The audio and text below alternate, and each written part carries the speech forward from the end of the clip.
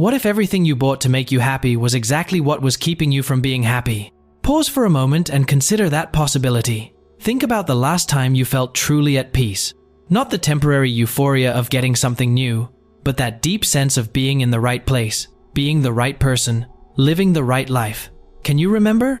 Now compare that to the last time you bought something thinking it would make you happy. There is a strange contradiction at the heart of our society. We have never had so much access to products that promise to complete us, and we have never felt so incomplete. We have never had so many options to invest in ourselves, and we have never felt so lost about who we really are. We have never had so much control over how we want to live, and we have never felt so out of control. What if it's not a coincidence? What if the very thing we were sold as the solution is actually what's creating the problem? We live in the era of the greatest collective delusion in human history, the belief that happiness, identity, purpose, and peace can be bought, that there is an idealized version of ourselves waiting on the other side of a purchase, that we are incomplete beings who need to be fixed, optimized, transformed through the right products. This is not a small or innocent illusion. It is a complete belief system that has redefined what it means to be human. It has turned citizens into consumers. It has converted deep emotional needs into market opportunities. It has made us look inside ourselves and see not a complete person, but a list of deficiencies that can be solved with the next release. And the most perverse thing is that it works just well enough to keep us hooked. Because every now and then, a purchase really does make us feel better. For a few hours, a few days, a few weeks, we believe we have finally found the missing piece.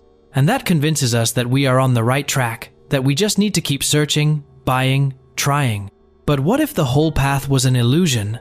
What if the answers we seek in shop windows and on screens could never be found there? What if our happiness was being hijacked by a system that profits precisely from our search for it? There is a seductive promise at the heart of every product you see. It's not just about the object itself, but about who you will become when you have it. It's a promise of transformation, of solution, of finally arriving at the place you've always wanted to be. Look around you now. Every single thing you own carried a promise when you bought it. That outfit that was going to give you confidence, that course that was going to organize your career, that app that was going to optimize your life, that supplement that was going to solve your energy issues, that decoration that was going to make your house feel like a home.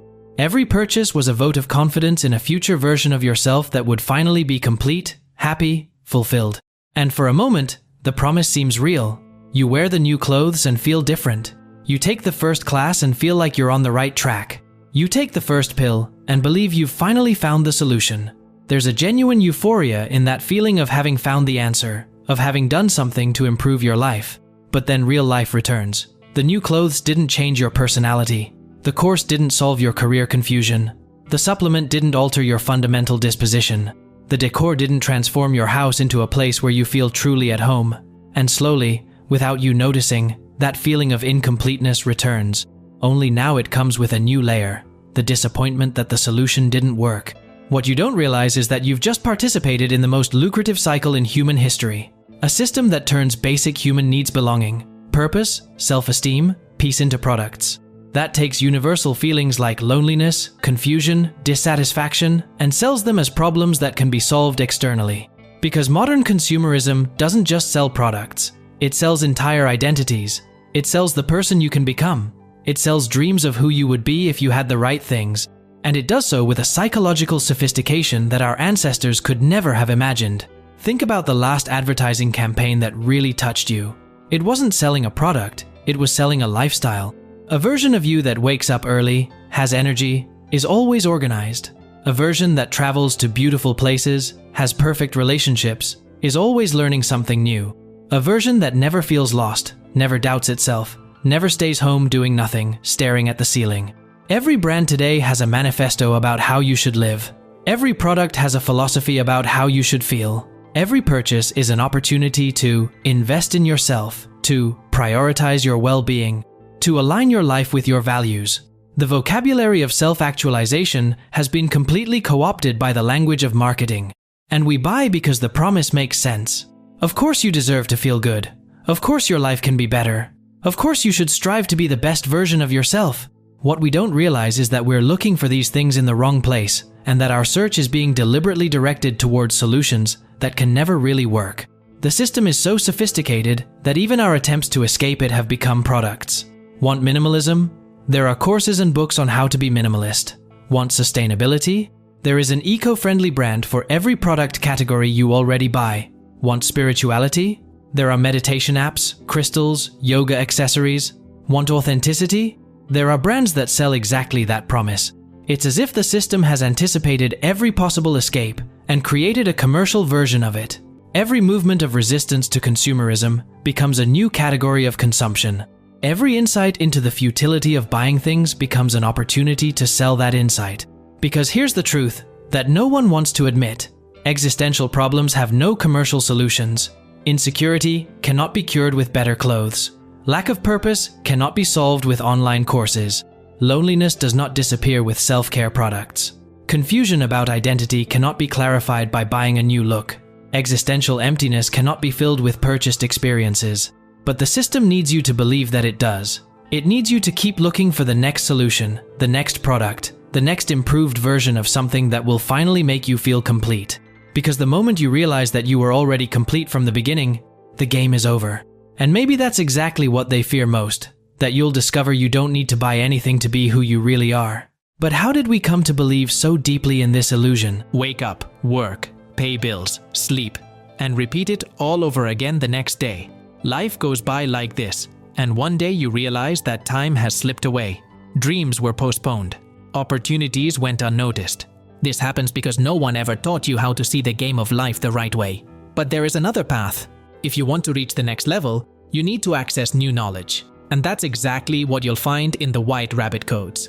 This book will open your eyes to what is really happening. You'll understand why you keep getting stuck in the same cycles, learn how to escape autopilot, and start seeing the opportunities that were always there. And finally, you'll make decisions that truly lead to the life you've always wanted. If you feel ready for this change, the link is in the pinned comment. You'll be surprised at how simple it can be to increase your prosperity. Success is a decision. The choice is yours.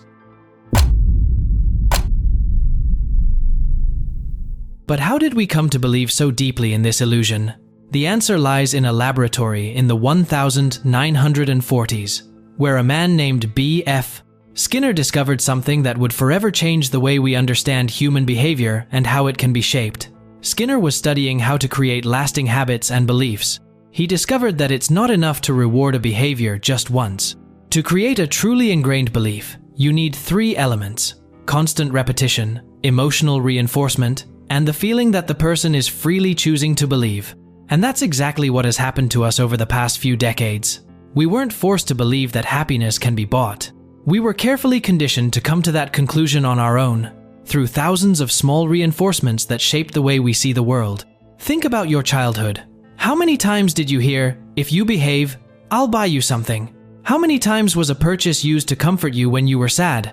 How many times did important celebrations involve gifts as a way of showing love? From an early age, we were trained to associate objects with positive emotions, products with solutions to problems, and shopping with care and love. But that was just the beginning. The system has evolved in ways Skinner could never have imagined. Today, every brand sells more than just products. It sells a complete identity. Nike doesn't sell sneakers. It sells the idea that you are an athlete, a winner, someone who never gives up. Apple doesn't sell technology. It sells the idea that you are creative, innovative, different from others. Each company has positioned itself as the guardian of a specific type of person you can become. And that's brilliant, because it turns every purchase into a statement about who you are. You're not just buying a product, you're voting for the version of yourself you want to be. You're joining a tribe of people who share the same values, the same dreams, the same vision of how life should be lived. Modern marketing doesn't try to convince you that you need something. It does something much more sophisticated. It convinces you that you already want it, that choice is already part of your personality. It doesn't create desire, it reveals desires that you supposedly already had, but didn't know how to express. Look at the ads that touch you the most. They don't talk about product features. They tell a story about the kind of person who uses that product. They show problems you recognize, aspirations you have, fears you carry.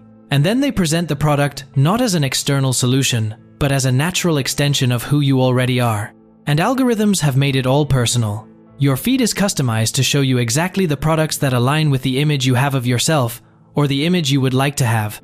It's like having a salesperson who knows all your insecurities, all your dreams, all the versions of yourself you secretly wish you were. The system has learned that the best way to get someone to buy something is not through pressure, but through identification. When you see that product and think, "That's so me," you're not being manipulated, you're being yourself. At least, that's how it seems. Because the most effective manipulation is the kind that doesn't seem like manipulation. It's the kind that makes you feel like you're discovering something about yourself, that you're making authentic choices, that you're expressing your unique individuality through your purchasing decisions. And it works because we really want to express ourselves.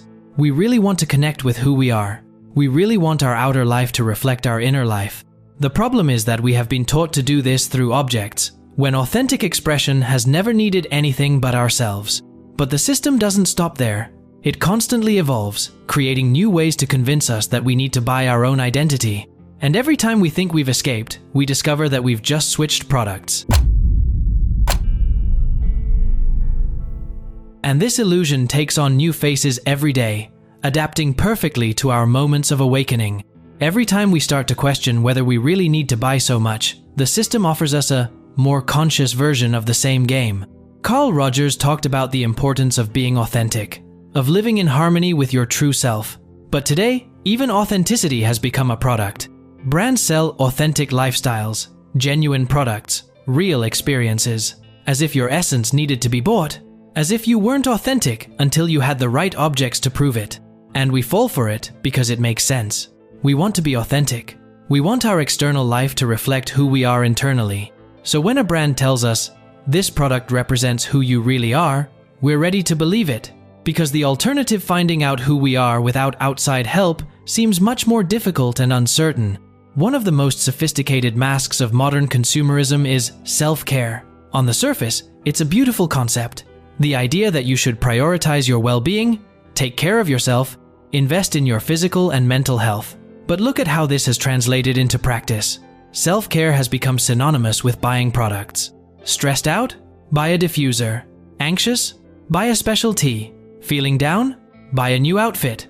Want to take better care of yourself?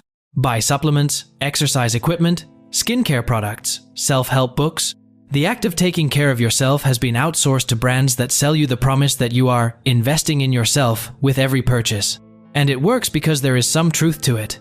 You really should take care of yourself. You really deserve to feel good. The problem is that we have turned self-care, which is essentially about attention, presence, and kindness to oneself, into self-consumption. Another mask is the obsession with productivity and optimization. We live in an era where every aspect of human life can be hacked, improved, optimized through the right products. Sleep better through the right mattress. Focus through the right supplements. Creativity through the right tools. Relationships through the right courses. It's the illusion that you can buy control over your life. That there is a perfect combination of products, apps, systems, and gadgets that will finally make you feel in charge of everything. And every time something doesn't work perfectly, the solution is obvious. You need a better product, a more advanced system, an updated version. Even environmental awareness has become a category of consumption. Sustainable brands, eco-friendly products, conscious lifestyles, all of this allows us to keep buying while feeling good about our choices. It's consumerism with a clear conscience, where every green purchase is simultaneously an act of caring for the planet and a statement about the kind of conscious person you are. And when you start to question all this consumption, the system has an answer for that too: minimalism.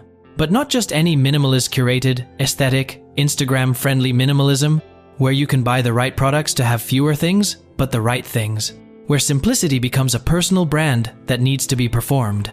It's fascinating how every movement of resistance to consumerism becomes a new opportunity for consumption. Every insight into how we don't need so much becomes a book to be sold, a course to be offered, a movement that needs the right products to be lived properly. The system has evolved to capture even our rejection of it. Don't want to be materialistic anymore? There are products for that. Want to live more simply? There is a marketable version of simplicity. Want to be more spiritual? There is a whole market for packaged spirituality.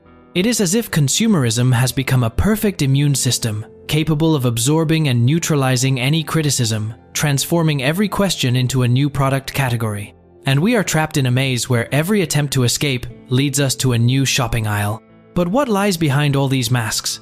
What happens when we stop looking for the next improved version of the illusion and look directly at the reality it is trying to hide? Is this content making you reflect and sparking new ways of thinking? If so, click the Super Thanks button just below the video. It's a way to say thank you and help me bring more content like this to those who need to reflect on life. But what lies behind all these masks? Reality is simultaneously simpler and more complex than any product could ever be. Martin Seligman, one of the pioneers of positive psychology, discovered something revolutionary when he studied what really makes people happy. He identified two completely different types of well-being, pleasure and meaning. And the difference between them explains why consumerism keeps us trapped in an endless cycle of dissatisfaction. Pleasure is quick, intense, but always temporary. It's the euphoria of getting something new, the immediate satisfaction of solving a problem with a purchase, the good feeling of finally having that thing you wanted. It's real, it's enjoyable, but it evaporates, and it needs to be constantly renewed. Meaning is different. It takes longer to achieve, is more subtle to feel, but it lasts. It is built through deep relationships, genuine purpose, personal growth, and contributing to something greater than yourself. It cannot be bought because it is not an object, it is a process. It cannot be owned because it is not a thing, it is a way of being. And here's what consumerism has done that is most perverse. It has taken our natural hunger for meaning and convinced us that it can be satisfied with pleasure. It has told us that deep relationships can be replaced by products that make us feel connected. That purpose can be bought in the form of courses on finding your passion. That personal growth happens through acquiring the right tools. But think about the moments in your life when you felt most fulfilled, most complete, most truly happy. I bet they didn't involve products. They were moments of real connection with other people. Moments when you felt useful, when you made a difference in someone's life. Moments when you grew, learned something important about yourself, overcame a fear, discovered a capacity you didn't know you had. These moments have something in common. They happened through internal experiences, not external objects. Through courage, vulnerability, presence, kindness. Through you being who you really are, not who you bought to be. The truth is that the problems consumerism promises to solve: loneliness, lack of purpose, insecurity, confusion about identity, have real solutions. But those solutions require something no product can offer: time, attention, the courage to look inward, and a willingness to grow in ways that are uncomfortable. Loneliness is solved through genuine vulnerability with other people, not through products that promise to make you more interesting. Lack of purpose is solved by paying attention to what really matters to you, not by buying courses on how to find your passion. Insecurity is solved through self-compassion and gradual growth, not through objects that promise to give you instant confidence. And confusion about identity? It is solved by discovering who you are when you are not trying to be anyone specific.